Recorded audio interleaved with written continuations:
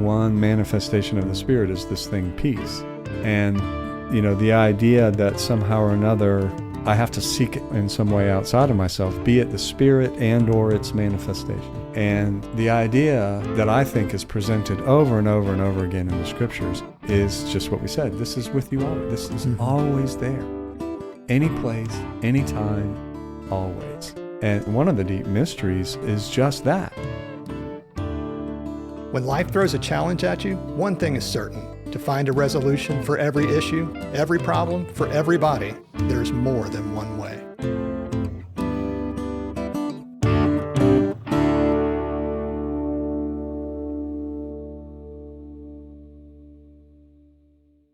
So last summer, we were out at Lakeshore Park doing a service out there, and to be able to communicate with each other, the people that were kind of helping manage the sound and video and that kind of stuff, we were using AirPods so that we could talk back and forth. And at the end of the service, one of the people realized that they had lost one, that it had come out of their ear at some point. And so we were trying to figure out, okay, how in the world are we going to find this AirPod amongst all this grass and people and everything? And so initially we just kind of spread out and started looking just down on the ground to see if it would stand out. It was white, maybe it would show up in the grass. And then we realized, with it being an AirPod, that we could probably track it on the phone. So the phone has an app that's called Find My, that if you have your device connected to it, it'll kind of show you on a map where it might be, and it'll kind of beep as you're getting close to it. So that seemed like, that'll be great. That'll make it easy to figure out where it is. And so we turn that on, and sure enough, it shows up on the little map where we are. And so we kind of go over to the area where we think that where it says it is, and we're still not able to find it. And then it starts moving on the map, like the little indicator of where it is starts moving. And so we were trying to figure out, okay, how is it moving on its own?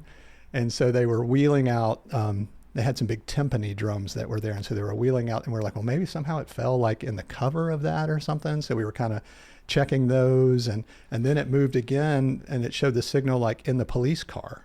So there was a car that was there like doing security, and it was showing up that the AirPod was in the police car. And it's just like, what in the world? And it's just the strangest thing. It wasn't there. And we kept looking. And kind of in the spirit of more than one way, a gentleman came up to me and said, hey, are you looking for something? So I kind of told him, yeah, we're looking for this. And he's like, well, you ought to pray to St. Anthony.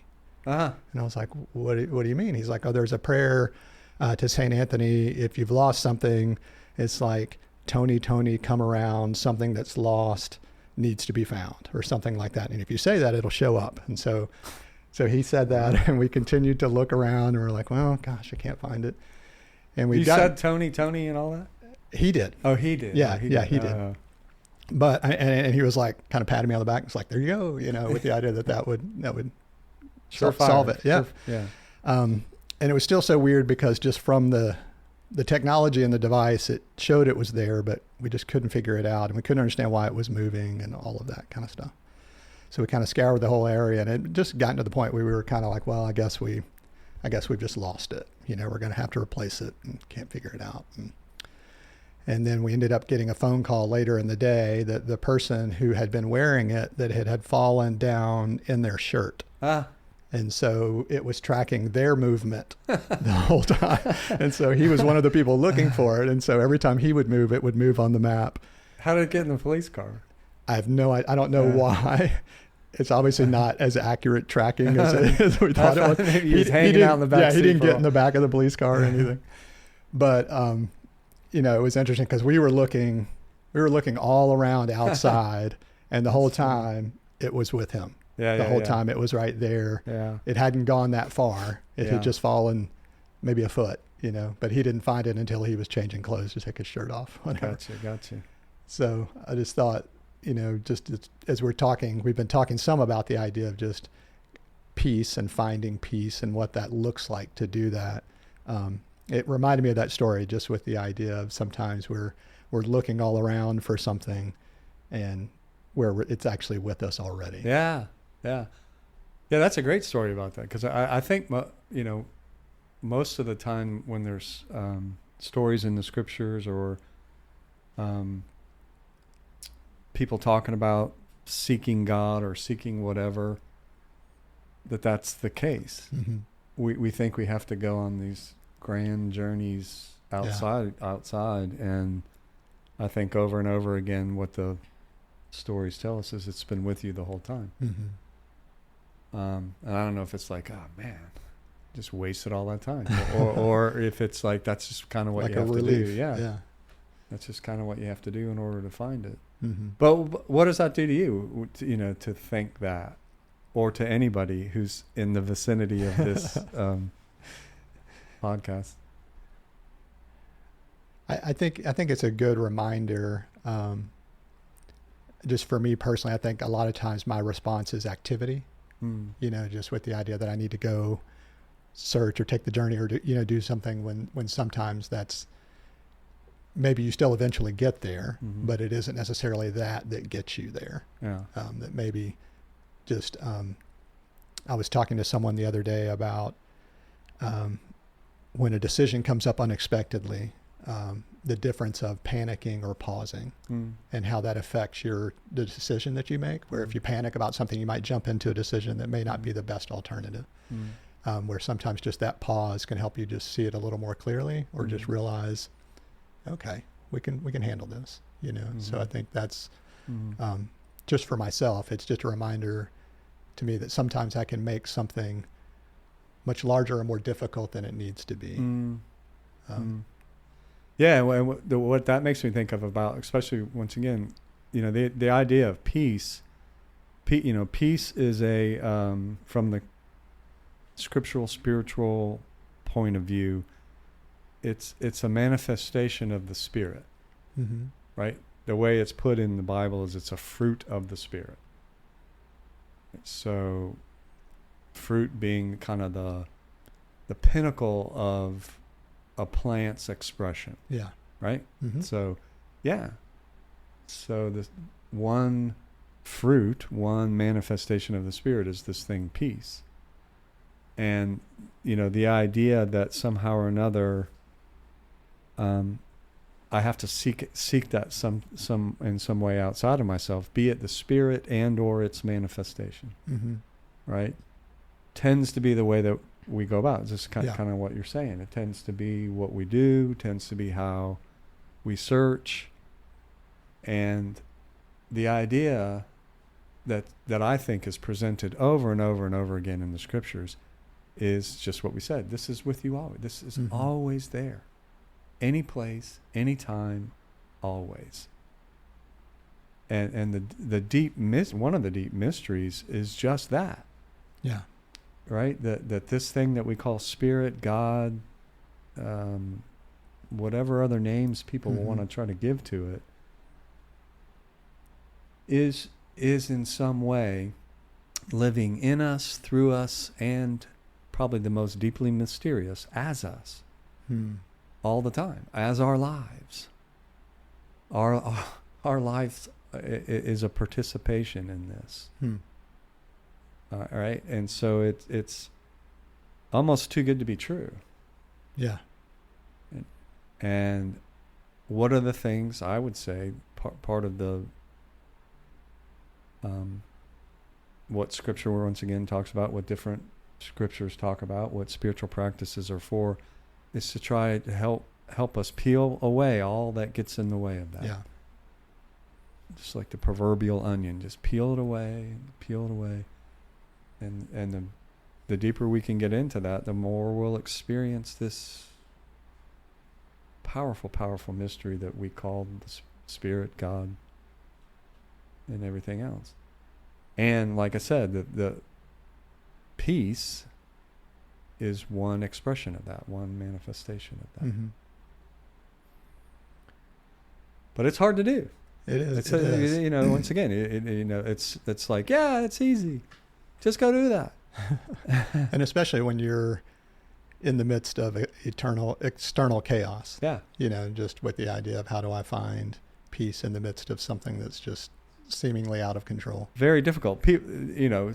Certain types of people have been able to do that, but they're few and far between. Yeah. I mean, usually there's no doubt. I think that's one reason you go off on excursions, retreats, whatever you want to call them. Why do you do that?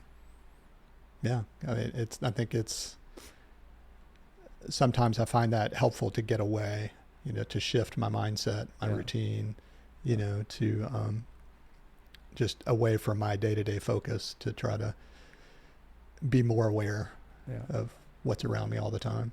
Yeah. So it's not that, it's me too, same thing. It's not that it's not where I am in my day-to-day. Mm-hmm.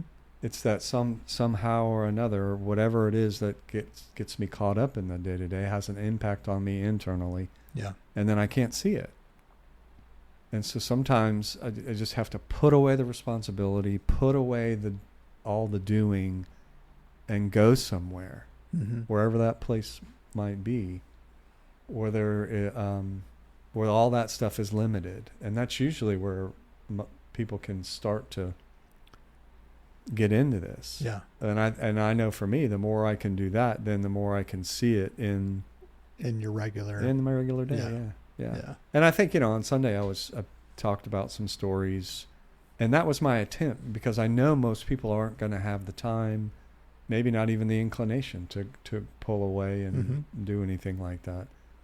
So in my own way, I was trying to say, it can be found in a laundromat, in your car. Yeah. Sometimes you need help. Most people do. And help can come in lots of forms. It can come in reading something. It can come in listening to music. Whatever else.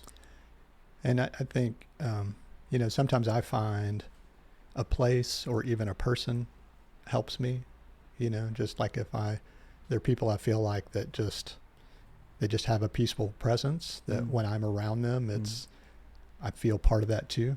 It's kind of rubs off or is contagious or just. Do you have do you have an example of that? Do you have a story about that? To totally put you on the spot. I think for me, I sense energy a lot around people.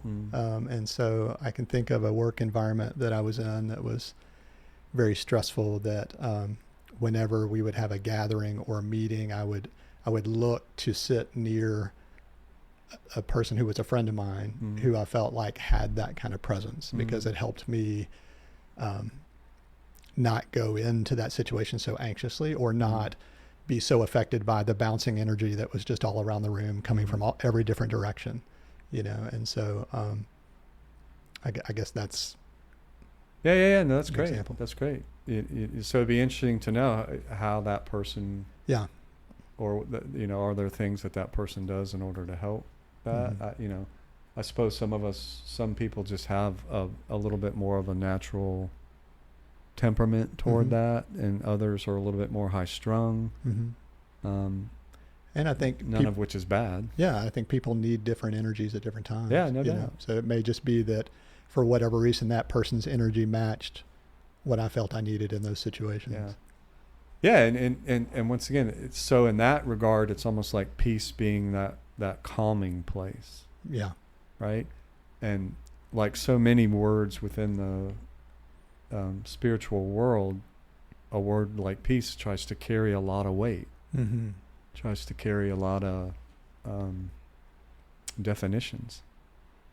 As it express, for me, it's going to have a feeling tone, because I go out, but I know that it's not just feeling. Sure. Right. So, but the feeling tone, sure, yes, it is calm, and then it has some level of focus. Because for me, I am not in a place of peace when my mind is in chaos over a lot of different things, a lot of stimulation. That's a very difficult. So focus is a big one. And and this is probably the most important, just an overall sense of well-being. Like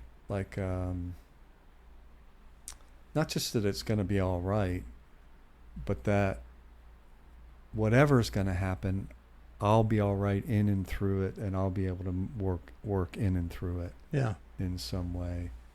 And that sense of well-being that no matter how difficult the world gets, though that's hard. I'm not saying that the more difficult the world is for a person, the harder it is to get that sense of well-being. But at its best, no matter how difficult it gets, I always have a sense of it's still good. There's still beauty.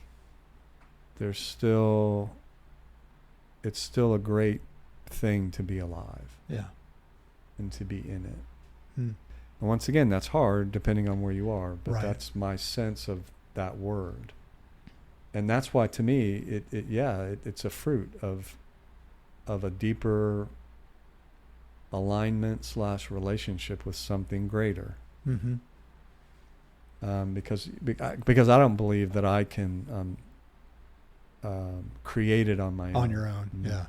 Just my ego. Yeah. Yeah. I think it has to come from some other place. But that some other place, that some other energy, that some other being, however you want to be, is always with us. Yeah. We have to search in order to help us find it, but it's always there. Yeah. It's like the ear pod example. It's almost like, well, you guys had to do that in order for him to realize I always had it. Yeah. On some level. Yeah. Right. Yeah. So. Have you ever done an escape room?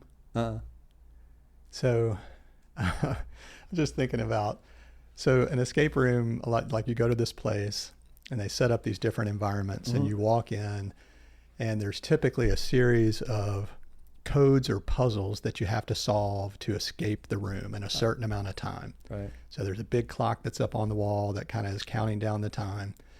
And most of the time when you walk in, there's little to no direction at all. It'll be themed like it might be like a casino or it might be like a jail cell or something. And you're supposed to, with your group of people, just start looking around and finding things that might be part of the puzzle. Yeah. And just kind of figuring it out. And I really like those. I think they're a lot of fun, but they're also total chaos with the idea that you have different people with different skills or different ways, and you're trying to kind of come together for one thing. Right. And a lot of them kind of have a pattern to, like, if you find this one thing, then it unlocks something else, which unlocks something else that kind of takes you through the steps to get to what you need to. Right. But you don't always find those things in order. And so different people are coming up with something and I've got these numbers that look like they're a series of letters. And then somebody else is like, I found a magnet. And then somebody's like, I found this key, and so just all these crazy things to like try to come together. But I think to me, that's just another example of an environment that's just kind of, it's a totally controlled environment. Yeah. I mean, it's a staged game. Right. But because of the combination of people and the energy and the things that are in there, it can go really well, or people can get really angry with each other because they're trying to take it different ways. And you have maybe somebody's trying to take control, or somebody's trying to take the lead, or other people feel like they're not getting their chance to say something. Right. So when people bring all their different things, what helps them all to come together? I think that's the real challenge, is to figure out what, and in most of them, you have the ability to ask for a hint, or if things are going really poorly, sometimes they'll come over the microphone and be like, put that down. That's not something. Quit trying to pull that brick out of the wall. There's nothing there. Yeah. So there's this kind of guidance from the outside. If only that could happen, right? Steer people back in the right direction where you're like, I'm sure this is something. I'm sure they're like, it's not. Yeah. Yeah. Well, the internal, external stuff, sometimes I can put that down. But it comes from within me. Yeah. And I have to, trust that voice, trust that, okay, you're headed in the wrong way. You're headed or whatever. But, it would be nice to have somebody that sees the whole picture. Yeah. That can say, no, that's your head. Yeah. Cause that makes me think of, when it's chaos, what helps me anyway to then bring it all together is getting into this place of focus and clarity and calmness, what we're calling peace. Yeah. that if it stays in chaos, then nothing gets done. Right. We might find stuff, Right. but you can't do anything with it. Can't do anything with it. Yeah. Yeah. Right. So yeah, right. That would fit right in with that. Yeah, I mean, and part of what we're talking about, I talked about this past Sunday with a couple of stories. Apprehend God in all things, for God is in all things. Every single creature is filled with God and is a book about God. Amen.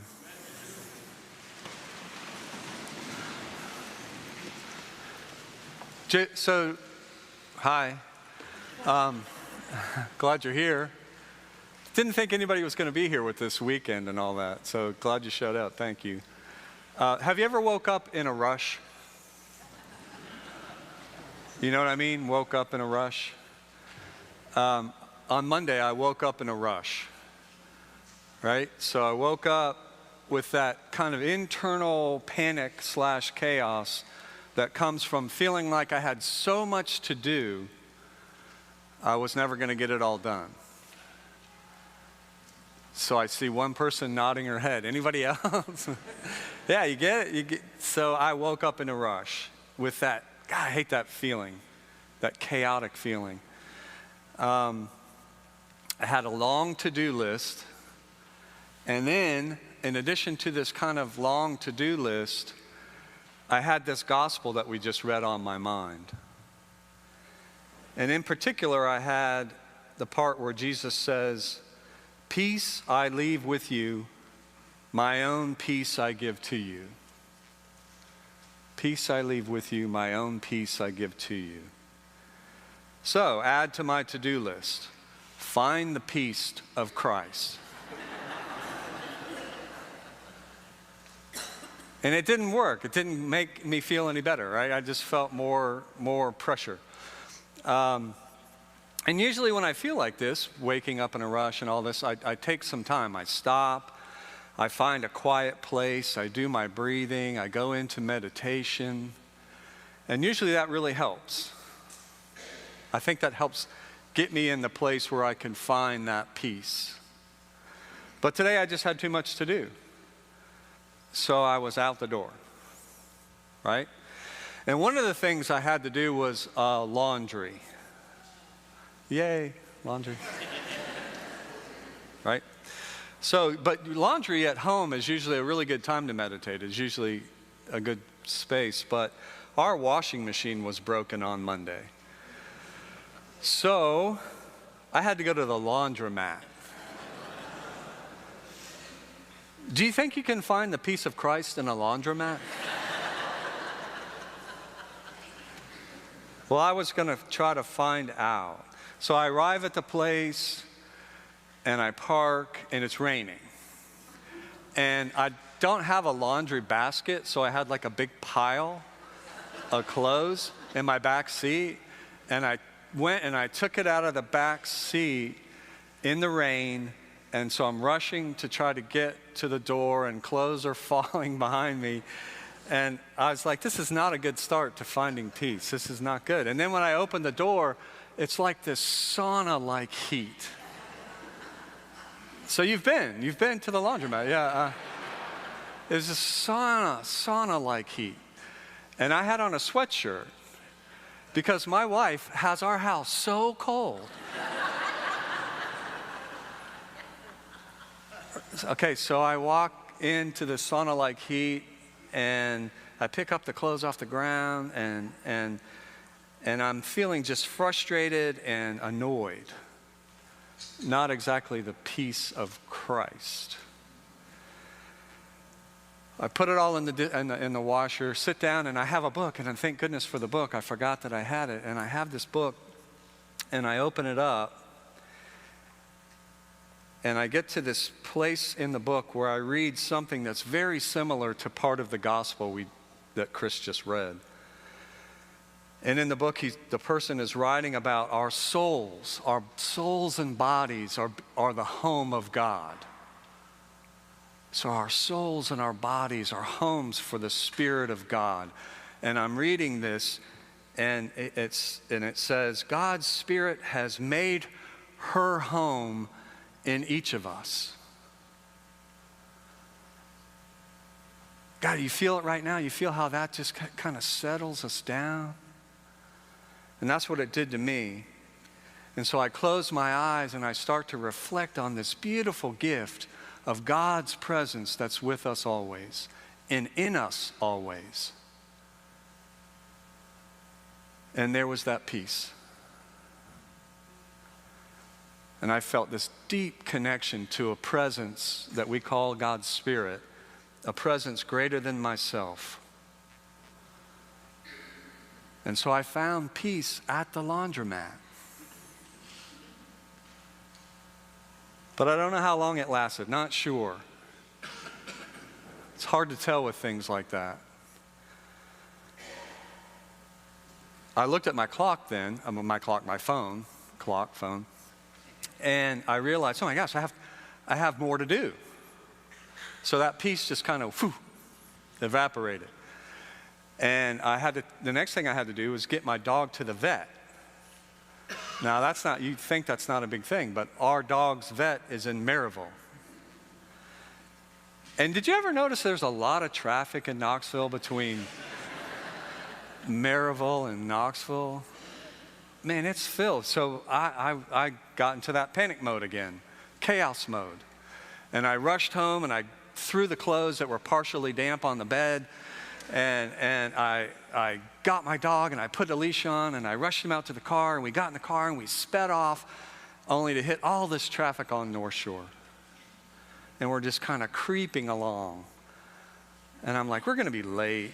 And then all of a sudden I feel this hot air on my back of my neck.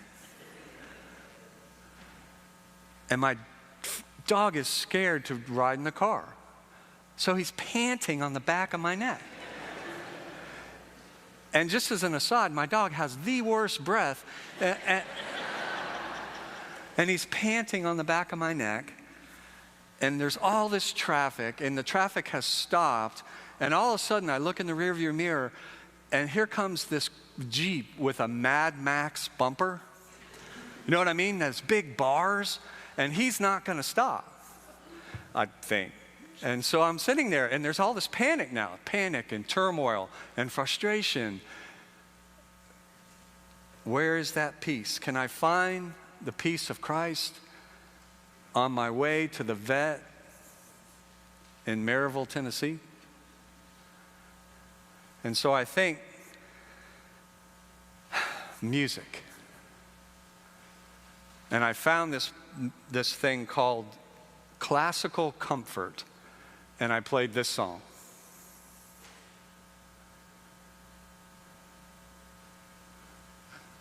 This song.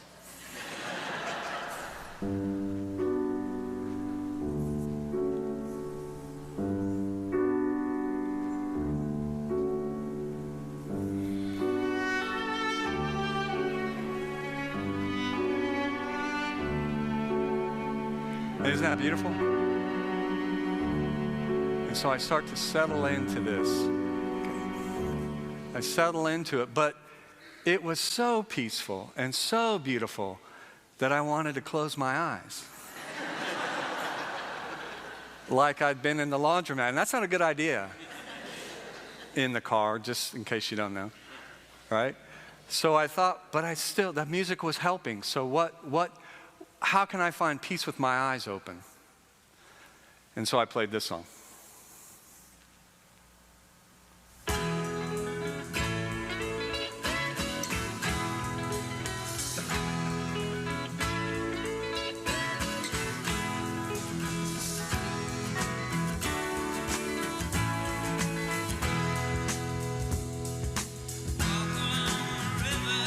Now, isn't that peaceful? Thanks. Right? That was just peaceful enough to keep my eyes open. And as I drove along listening to Blue Skies, I felt that peace once again. I felt the peace with all that traffic, my dog breathing down the back of my neck, Mad Max behind me, and there it was. And I felt this deep sense of calm and focus and an overall sense of well-being, the peace of God. You see, obviously my point to you is this. The peace of Christ is not solely dependent upon external circumstances. In fact, the peace of Christ is not found outside of you or me. Those external circumstances and what's outside of us definitely can help us. And we can put ourselves in positions where we can foster the peace more. But the peace of Christ, the peace that Christ gives us, is an internal condition. It's inside you. Always. No matter where you go. You can find the peace of Christ anywhere. And that's my hope for you today. That wherever life takes you today, you find that peace. Amen. Thank you for listening to this episode of the More Than One Way podcast, brought to you by the Center for Spiritual Practice in Knoxville, Tennessee. We really appreciate your time and would love to hear your feedback. You can reach us by emailing hello@morethanonewaypod.com, or you can connect with us on social media using the handle @morethanonewaypod. If you found this episode helpful, we hope that you'll share it with your friends, with your family, with people you work with all the people who you know. Thank you and take care.